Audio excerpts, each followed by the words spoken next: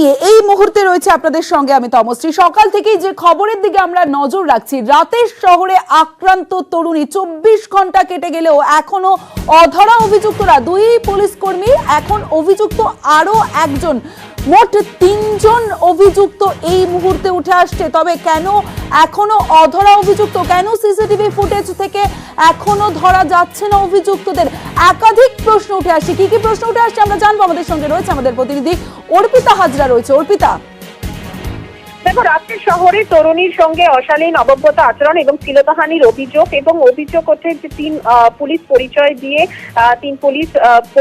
3 যুবকের বিরুদ্ধে, এবং ঘটনাটি ঘটে গত পরশুদিন রাত্রে প্রায় 1টা নাগাদ। ওই তরুণী তিনি যখন আসছিলেন আসানসোল থেকে করুণাময়ীতে, তিনি বাসে নামেন, তখনই এই ঘটনা ঘটে। বাইকে লিফট দেওয়ার নাম করে পুলিশের পরিচয় দিয়ে কয়েকজন তাকে লিফট দেন এবং তারপরে তার সঙ্গে অভব্য আচরণ করেন। শেষ পর্যন্ত তার বন্ধুকে তিনি ফোন করে কোনো মতে তিনি কসবা অবধি পৌঁছান এবং সেখানে কসবা থানার সহযোগিতায় বিধাননগর নর্থ থানায় তিনি গিয়ে অভিযোগ দায়ের করেন।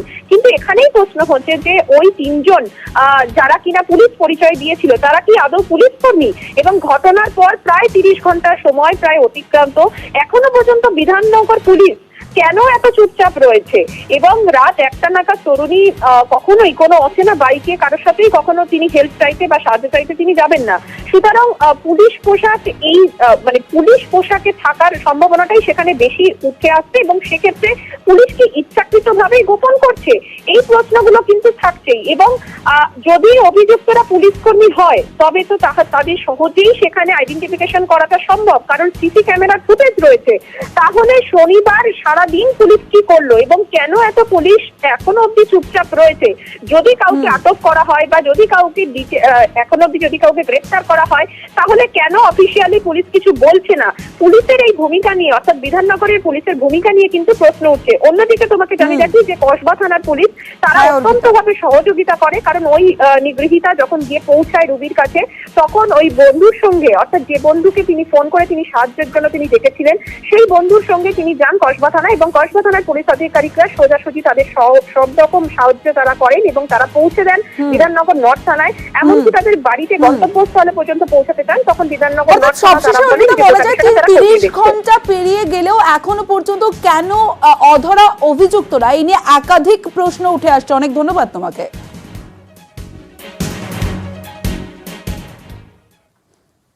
এবার একটু আবহাওয়ার খবরের দিকে নজর রাখবো। রাজ্যে শীতের আমেজ বইছে, উত্তরে হাওয়া। সকাল থেকে একাধিক জেলায় পরিষ্কার আকাশ। আরো বিস্তারিত ওয়েদার আপডেট দেবে আমাদের সঙ্গে রয়েছে আমাদের প্রতিনিধি বিশ্বজিৎ সাহা রয়েছে। বিশ্বজিৎ, হাওয়া অফিস সূত্রে কি খবর? দেখো, যে উত্তরে হাওয়া বইছে, শীতের অনুকূল পরিবেশ হয়েছে। তবে আগামীকাল একটি পশ্চিমী ঝঞ্ঝা ঢুকছে উত্তর পশ্চিম ভারতে, এবং তার প্রভাবে যে পারা পতন, আগামী 24 ঘন্টায় কিছুটা তাপমাত্রা কমলেও তারপর থেকে একই রকম আবহাওয়া থাকবে 3-4 দিন। তারপর শীতের আগমন হতে পারে, কারণ আরো পারা পতন হতে পারে, এমনটাই অনুমান আবহাওয়া। অর্থাৎ শীতের অনুকূল পরিস্থিতি তৈরি হয়েছে রাজ্যে। পশ্চিমী ঝঞ্ঝার একটা বাধা আছে, এই পশ্চিমী ঝঞ্ঝার বাধা কাটলেই শীত আসবে, এমনটাই মনে করছেন আবহাওয়াবিদরা। ধন্যবাদ বিশ্বজিৎ।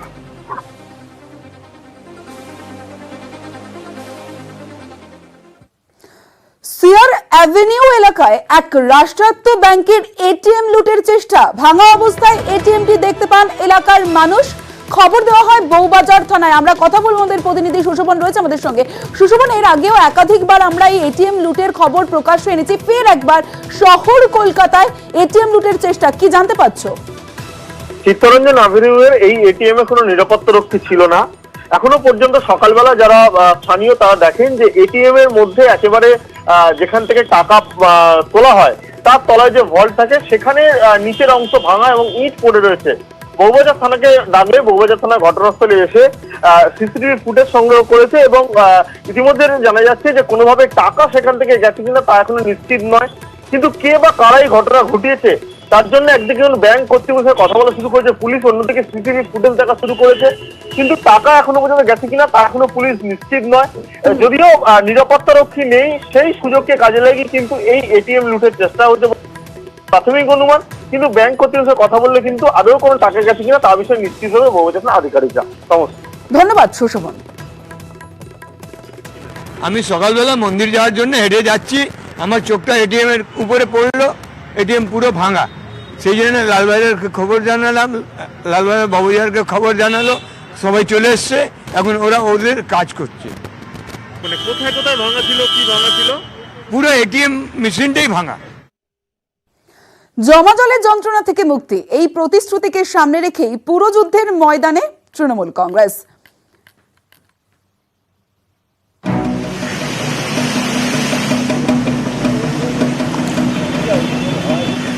বর্ষা এলে কলকাতার বিস্তীর্ণ এলাকা জলমগ্ন। এ নিয়ে প্রতি বছরই বিরোধীদের আক্রমণের মুখে পড়তে হয় তৃণমূলকে। এবারের পুরো ভোটে এই জল যন্ত্রণা থেকে মুক্তির প্রতিশ্রুতিকে সামনে রেখেই আসরে ঘাসফুল শিবির।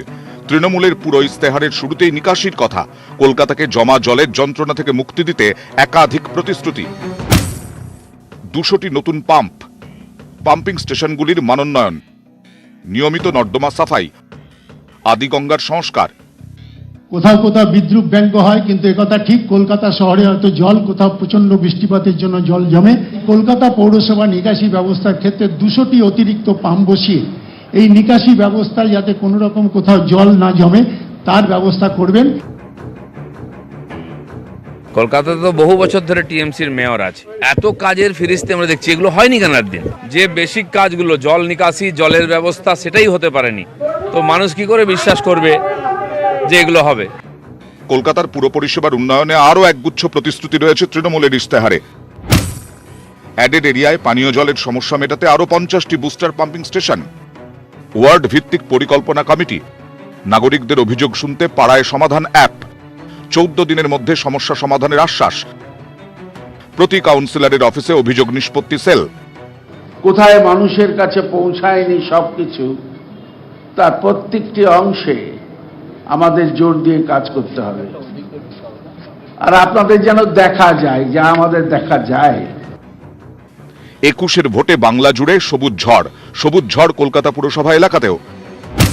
বিধানসভা ভোটের ফলের নিরিখে কলকাতার 144টি ওয়ার্ডের মধ্যে 131টিতেই এগিয়ে তৃণমূল। কোনো লড়াইকে ছোট করে দেখতে নেই, আত্মসন্তুষ্টিতে ভুগলে চলবে না। মমতা ব্যানার্জি, যিনি লক্ষ্মীর ভান্ডার প্রকল্প দিয়ে শেষ পর্যন্ত তিনি বাংলার মানুষের কাছে যতগুলি প্রকল্প এনেছেন সেগুলোকে প্রচার করুন। এবারের পুরো যুদ্ধে তৃণমূলের ইশতেহারের নাম কলকাতার 10 দিগন্ত। 10-এর মন জয়ে 10 দিগন্তের প্রতিশ্রুতি। নিউজ 18 বাংলা। তৃণমূলের পুর ভোটের ইশতেহারে জল যন্ত্রণা মুক্তির প্রতিশ্রুতি, এই নিয়ে কটাক্ষ দিলীপ ঘোষের। কি বলেছেন বিজেপির সর্বভারতীয় সহ সভাপতি, শোনাবো। যারা 15 বছরের বেশি মিউনিসিপ্যালিটি কর্পোরেশন চালিয়েছে এখানে, তার মধ্যে যদি করতে না থাকতে পারে, তাহলে আবার করতে পারবে বলে মনে হয় না। প্রত্যেক ইলেকশনে এরা প্রতিশ্রুতিই দেওয়া হবে, সমাধান হবে না। তাদের নেতারা দেখলাম তো চ্যানেলে বলছেন যে সারা দুনিয়ার সব জায়গায় জল জমে, লন্ডন আমেরিকা থেকে। এটা কোনো নতুন ঘটনা নাই, কারণ এটা মেনেই নিয়েছেন এটা হবে, এটার কোনো পরিবর্তন হবে না। তো সেই জন্য যদি মানুষ চান এর পরিবর্তন হোক, তাহলে যারা ক্ষমতায় আছে তাদের পরিবর্তন করতে হবে।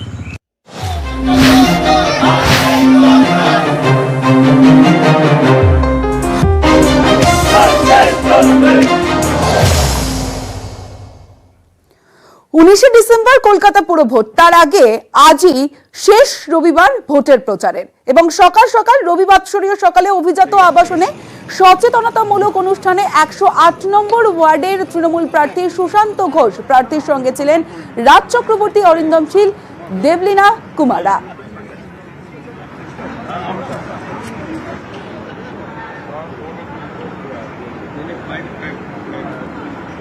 ব্যারাকপুর বিধানসভার নাম্বার হচ্ছে 108, আর আমার এই ওয়ার্ডের নাম্বার হচ্ছে 108, এবং সুশান্ত দা 108 থেকে দাঁড়িয়েছে শুনে আমি খুবই হ্যাপি আর কি। এবং ওনার ক্রিয়েটিভ দেখে বোঝা যায় ওনার মধ্যে একটা আর্টিস্টিক ব্যাপার রয়েছে আর কি। এবং আমার মনে হয় এরকম কাউন্সিলর থাকলে একটা সুবিধা হচ্ছে যে মানুষের সঙ্গে জনসংযোগটা খুব ভালো হয়। দেখো, বিধায়ক বা এমপি যারা হয় তারা ডাইরেক্টলি তাদের অত মানুষের সঙ্গে এত কাজ থাকে না ডাইরেক্টলি, কিন্তু ডাইরেক্ট মানুষের যখন সমস্যা হয় কার কাছে যায়? কাউন্সিলরের কাছে যায়। তো সুশান্ত দা এরকম একজন কাউন্সিলর যে সবার কথা শোনে, সবাইকে নিয়ে চলতে পারে। দীর্ঘদিন ধরে এরা যে কোনো সমস্যায় পড়লে আমার সঙ্গে এরা যোগাযোগ করে, এদের যে কোনো অনুষ্ঠানে আমায় ডাকে, আমি আসি।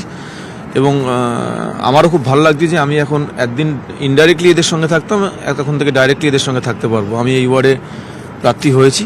হ্যাঁ, নির্বাচন আসছে, সবার সঙ্গে একটা পরিচয়ের তো ব্যাপার আছেই। অনেকের সঙ্গে পরিচয় ছিল, অনেকের সঙ্গে ছিল না, তাদের সঙ্গে নতুন করে আলাপ হলো এবং এদেরও কিছু দাবি দাওয়া আছে, সেটা আমি লিপিবদ্ধ করলাম। আগামী দিনে নিশ্চয়ই কাজ করার ক্ষেত্রে এগুলোকে মেনটেন করা হবে। নন্দীগ্রাম, সিঙ্গুর, অনেকে মনে করেন এই দুই জায়গায় বঙ্গে পরিবর্তনের আঁতুড় ঘর। সেই সিঙ্গুর নন্দীগ্রামকেই এবার হাতিয়ার করতে চাইছে বিজেপি। মঙ্গলবার থেকে সিঙ্গুরে বিজেপি পন্থী কৃষকদের ধর্ণা।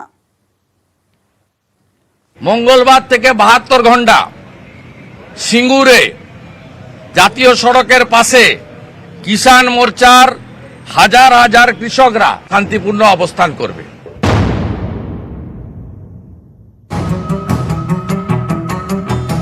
প্রথমে নন্দীগ্রাম, তারপর সিঙ্গুর, পরিবর্তনের দুই স্তম্ভ। তাদেরই এবার অস্ত্র করতে চাইছে বিজেপি।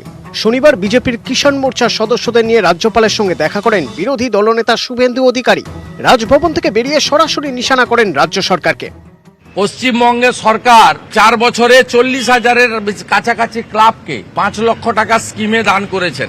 ইমাম মুয়াজ্জেম সাহেবদের এখনো অবধি 1700 কোটি টাকা বিতরণ করেছেন। তা অন্নদাতা কৃষকদের জন্য অবিলম্বে অ্যাডহক ক্ষতিপূরণ ঘোষণা করুক বিঘা প্রতি, যাতে তারা সার এবং বীজ, যে নিম্নমানের বীজ ঠকানো হচ্ছে কৃষকদের, সেখান থেকে তারা মুক্তি পাক।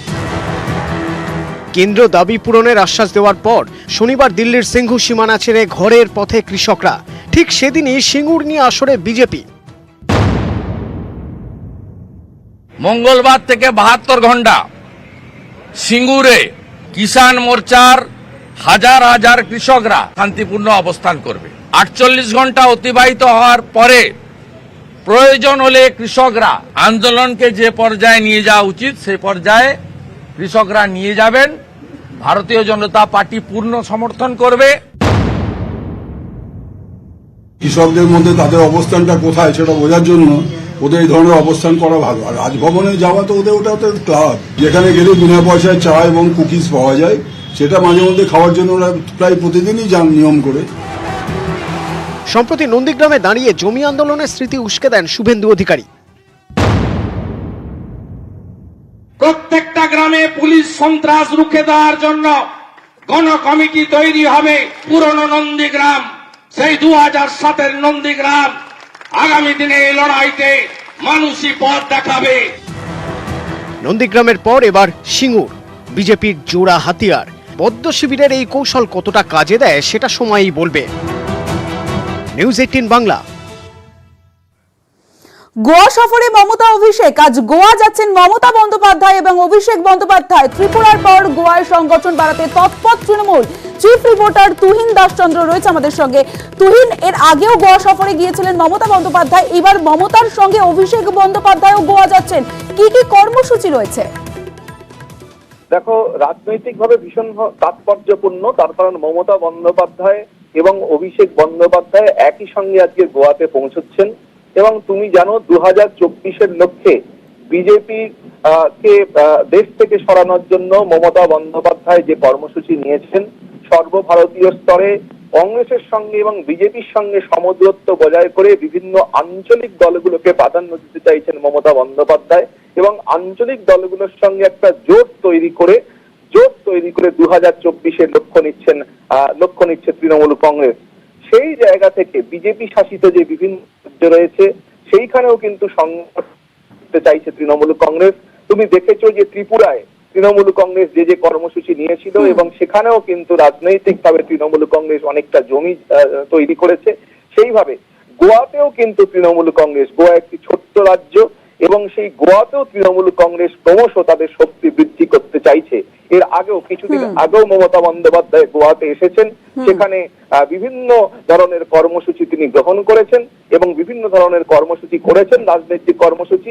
এবারেও তার ঠাসা কর্মসূচি রয়েছে। আজ বিকেল 5টা নাগাদ মমতা বন্দ্যোপাধ্যায় এই আরব সাগরের তীরে গোয়াতে তিনি পা রাখবেন এবং তারপর একাধিক কর্মসূচি আগামী কাল এবং পরশু রয়েছে মমতা বন্দ্যোপাধ্যায়ের এবং অভিষেক বন্দ্যোপাধ্যায়ের।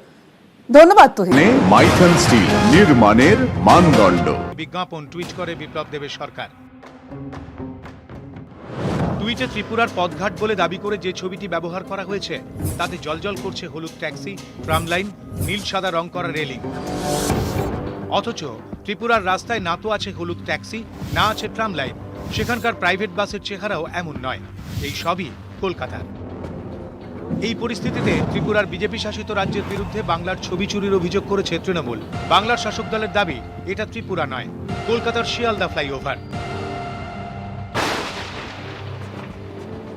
একেবারে রাজনৈতিকভাবে দেউলিয়া, নকলনবিশ, টুকলিবাজ। ত্রিপুরা তো নিজেদের দেখাবার মতো যেটুকু ছিল অতীত সেটাও নষ্ট করেছে এই বিজেপি। ওদের উচিত নাক খত দিয়ে ক্ষমা চাওয়া।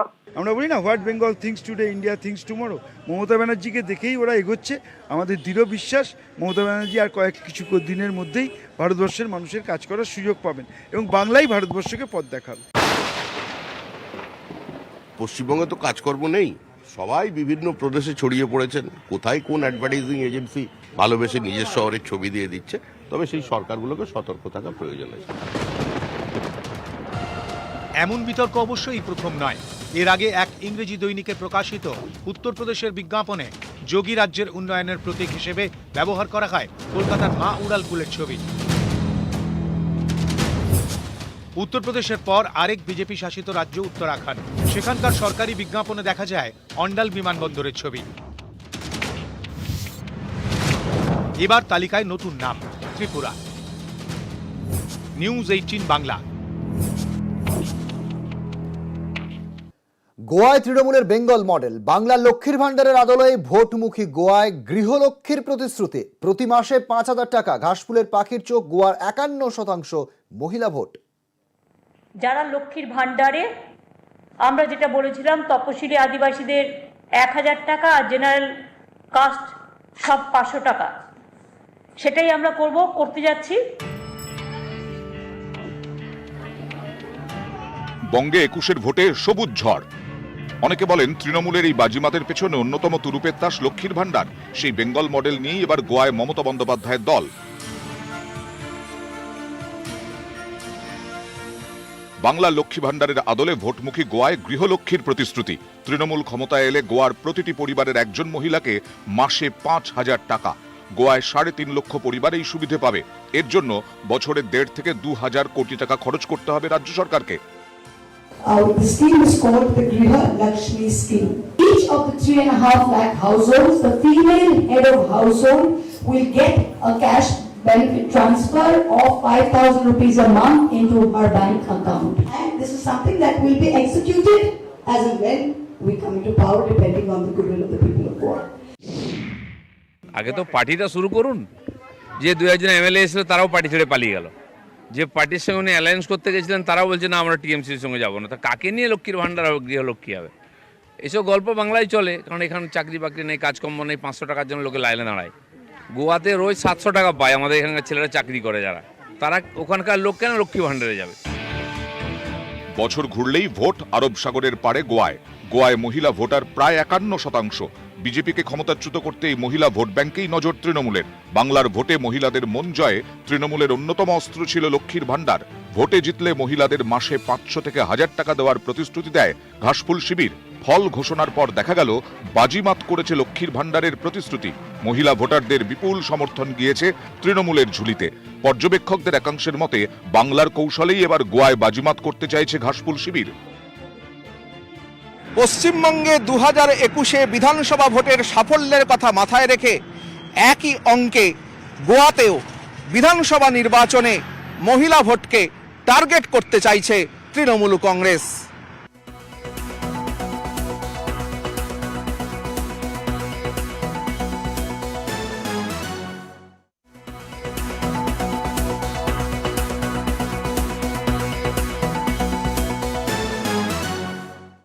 হ্যান্ড অফ গডের চুরি যাওয়া হাতঘড়ি উদ্ধার। দুবাইয়ে চুরি, অসমে উদ্ধার। শিবসাগর থেকে গ্রেপ্তার এক যুবক। গত অগস্টে মারাদোনার 14টি হাতঘড়ি চুরির অভিযোগ ওঠে। তারই একটি ঘড়ি উদ্ধার হলো অসম থেকে।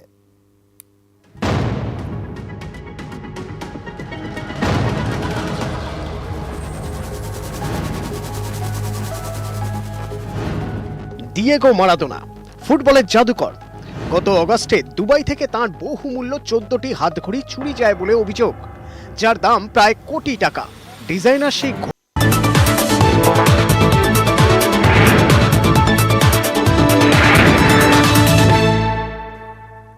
নেটওয়ার্ক 18 ও ফেডারেল ব্যাংকের অভিযান সঞ্জীবনী। কোভিড-19 থেকে বাঁচতে টিকাকরণ নিয়ে সচেতনতা প্রচারে কাজ করছে সঞ্জীবনী। নাসিকের গ্রামীণ এলাকাতেও পৌঁছে গেছে এই অভিযান এবং সাফল্য এসেছে আকাশ ছোঁয়া।